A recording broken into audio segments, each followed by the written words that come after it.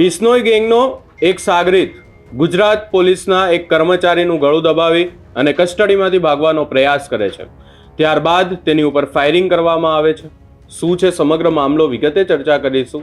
નમસ્કાર, હું છું ઉજ્જવલ અને આપ જોઈ રહ્યા છો નિર્ભય ન્યૂઝ.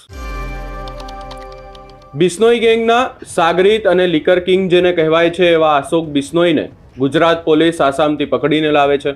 ત્યારબાદ તેને લઈ જવામાં આવે છે અને ત્યારબાદ દાહોદની નજીક જ જ્યારે તેને રિકન્સ્ટ્રક્શન માટે પકડી અને લઈ જવામાં આવે છે ત્યારે તેનો ભાગવાનો પ્રયાસ કરતા એ પોલીસ એટલે કે એસએમસીના જે કર્મચારીઓ છે તેમનું ગળું દબાવી દે છે અને ભાગવાનો પ્રયાસ કરે છે. પરંતુ આ તમામ ચર્ચાઓની વચ્ચે પોલીસ દ્વારા તેની ઉપર ફાયરિંગ કરવામાં આવે છે. વધુમાં આખી ઘટનાને લઈ અને પોલીસ દ્વારા શું કહેવામાં આવ્યું, પોલીસે કેવી રીતે તેની ધરપકડ કરી હતી, ત્યારબાદ શું થયું, એ તમામ બાબતો વિશે એકવાર નજર કરીએ.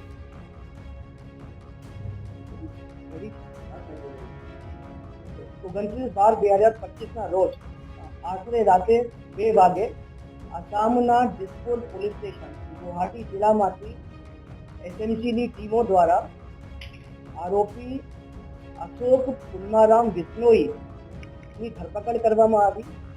અશોક પૂર્ણારામ બિશ્નોઈ જે છે છેલ્લા 1 વર્ષથી ફરાર હતો અને એસએમસીની જુદી જુદી ટીમ એની ગોતી રહી હતી.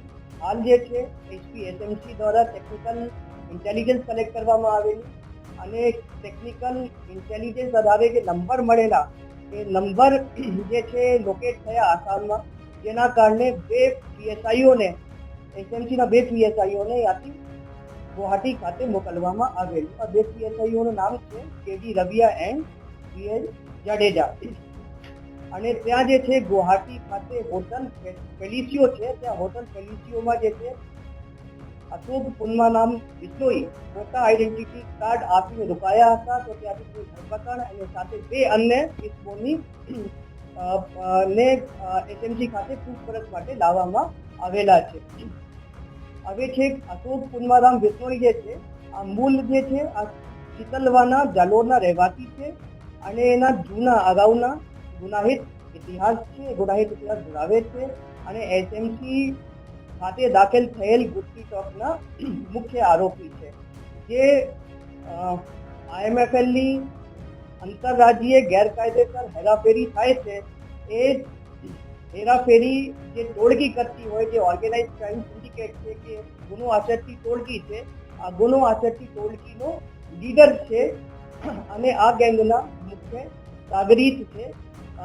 2025 વર્ષમાં ડીજીપી સર દ્વારા આરોપીને પકડવા માટે 25,000 રૂપિયાનો ઇનામ પણ જાહેર કરવામાં આવેલ અને આ અશોક પૂર્ણારામ બિશ્નોઈ જે છે આ ઇનામી આરોપી છે. આ જે ગેંગ છે અશોક પૂર્ણારામ બિશ્નોઈની જે ગેંગ છે એનું બેઝ જે છે આ ગોવા ખાતે છે, ગોવા રાજ્ય ખાતે છે.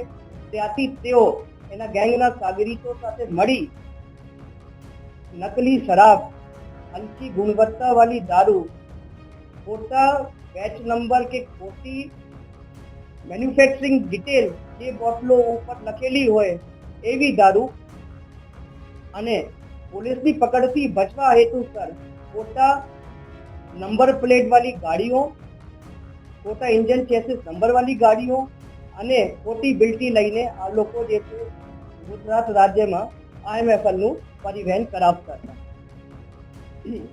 જે આરોપીની ઝડપી તપાસ જે ગુવાહાટી ખાતે કરવામાં આવેલી, આરોપી પાસેથી 6 મોબાઈલ ફોન મળેલા છે અને જે મોબાઈલ ફોનોની હવે તપાસ કરવામાં આવશે અને આરોપી જે આઈડી કાર્ડ આપીને હોટલમાં રોકાયા હતા તે આઈડી કાર્ડ પણ નકલી હતો.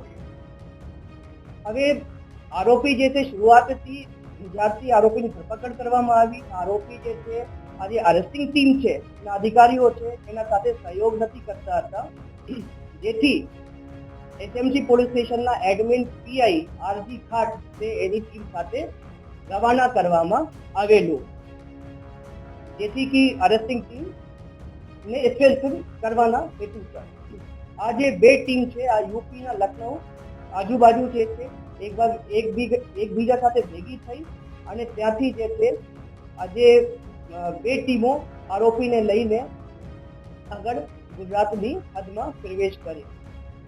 ત્યારબાદ જે છે દાહોદ જિલ્લાના લીંબડી પોલીસ સ્ટેશન આજુબાજુ આ જે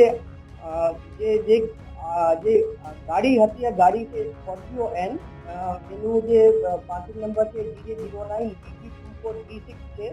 આ જે ગાડી છે એમાં આરોપીને લઈને આવતા હતા અને આગળ જે છે આ ગાડીને કેડી રવિયા પીએસઆઈ ડ્રાઈવ કરતા હતા. એની સાઈડની સીટ ઉપર પીઆઈ આરજી ખાટ બેસેલા હતા. ખાટની પાછળની સાઈડ છે પીએસઆઈ VN જાડેજા અને એની સાઈડમાં એટલે આરોપી અશોક સુંદરનામ બિશ્નોઈ એને રવિયાની પાછળની સાઈડ બેસેલા હતા. અને ત્યારબાદ જ્યારે આ ગાડી જે છે લીંબડીમાં પોલીસ સ્ટેશન વિસ્તારમાંથી પસાર થઈ ત્યારે આરોપીએ જે ડ્રાઈવરની સીટ બેલ્ટ પકડીને જે પીએસઆઈ રવિયા જે છે આ ગાડીને ડ્રાઈવ કરતા હતા એને ગળા ફાંસો આપવાની કોશિશ કરી અને જેથી બાજુ સાઈડમાં બેસેલા જે છે આરજી ખાટ પીઆઈએ એને આરોપીને રોકવાના પ્રયત્ન કર્યા અને બૂમો અને એને પટ્ટા છોડવાની કે સીટ બેલ્ટ છોડવાની સૂચન આપી ત્યારે આરોપીએ કોઓપરેટ નથી કર્યા જેથી કરીને પીઆઈ ખાટે પોતાની સર્વિસ રિવોલ્વરથી આરોપીના પગમાં એક ફાયરિંગ કરી અને જેથી આરોપીના જમણા પગમાં જે છે ઈજા થયેલી અને એ જે ઈજા કરવાના હેતુ છે સાથી અધિકારીના રક્ષણ માટે જે છે આ ફાયરિંગ કરવામાં આવેલી છે. ત્યારબાદ જે છે પીએસઆઈ કેડી રવિયા અને આરોપીને જે છે ત્યાં સ્થાનિક લીંબડીના CSCમાં સારવાર માટે મોકલવામાં આવેલ અને FSL ને બોલાવી જે છે સ્થળનું પરીક્ષણ પણ કરાવવામાં આવેલ. આજે આ અનુસંધાને પોલીસ સ્ટેશનમાં FIR દાખલ કરવામાં આવેલી છે અને જે FIR છે BNS કલમ 109, 1, 121, 125 અને 221 કલમ હેઠળ BNS 2023 કલમ હેઠળ દાખલ કરવામાં આવેલી છે અને આ FIR ના ફરિયાદી જે છે આ પીએસઆઈ કેડી રવિયા છે. અને આ બાબતે વધુમાં હું જણાવું છું કે છેલ્લા 2 વર્ષમાં આ બિશ્નોઈ ગેંગ સાથેની લડતમાં મેં મારા 2 સાથી અધિકારીઓ પીએસઆઈઓ ગુમાયા છે. એક પીએસઆઈ સચિન શર્મા અને પીએસઆઈ JS પઠાણ ને આ બિશ્નોઈ ગેંગ વિરુદ્ધ રેડ કરતા સમયે જે એક પીએસઆઈના એક્સિડન્ટ થયા અને એક પીએસઆઈના આરોપી સાથે ઝપાઝપીમાં હાર્ટ એટેકથી અવસાન થયા. અમે 2 અમારા સાથી વિશ્વ ગુમાયા છે અને જેથી આ ગેંગ વિરુદ્ધ વધુ કડક પગલાં લેવા માટે ગેંગ વિરુદ્ધ એક્ટ હેઠળ ગુનો દાખલ કરવામાં આવેલ અને આ જે ગુસ્તીટોકની ફરિયાદ છે એમાં કુલ 11 આરોપી છે જે પૈકી 8 આરોપીને પકડવામાં આવેલ છે અને જે ગોવાની ડિસ્ટરીમાં આ નકલી દારૂ, નકલી બેચ નંબર, નકલી મેન્યુફેક્ચરિંગ ડિટેલ અથવા ઓછી ગુણવત્તાવાળી દારૂ બને છે એ ડિસ્ટરીના માલિક વિપિન અરોડાની પણ HMC દ્વારા ધરપકડ કરવામાં આવેલી છે. અને આ જે બિશ્નોઈ ગેંગ છે કે જે ગેંગના મેમ્બરો સભ્યો જે છે આ રીતે ગુજરાતમાં ખરાબ શરાબ, ખરાબ ક્વોલિટીને દારૂ જે છે પરિવહન કરાવે છે એના માટે જે છે HMC અગાઉના સમયમાં પણ કડકે કડક કાર્યવાહી કરે. છેલ્લા કેટલાય સમયથી આપણે જોઈએ છે કે ગુજરાત પોલીસ દ્વારા હવે સીધો જ એક્શન લેવામાં આવી રહ્યો છે. એના પહેલા પણ અનેક એવા બનાવો જોયા હતા આપણે કે જ્યાં પોલીસની કસ્ટડીમાંથી આરોપીઓ ભાગવાનો પ્રયાસ કરે છે અને પોલીસ દ્વારા ત્યારબાદ ક્યાંક ને ક્યાંક ફાયરિંગ કરવામાં આવે છે. આવા બનાવો પણ હાલ ગુજરાતમાં અનેક વધી ગયા છે. કાયદો અને વ્યવસ્થાની સામે હવે કોઈ પણ પડકાર ફેંકશે તો પોલીસ પણ એની સામે કાર્યવાહી કરવા માટે તૈયાર છે. આ સમગ્ર બાબતે આપનો શું અભિપ્રાય છે અમને કમેન્ટ કરી જરૂર જણાવશો. અમારી ચેનલ નિર્ભય ન્યૂઝને લાઇક, શેર, સબસ્ક્રાઇબ કરવાનું ભૂલશો નહીં.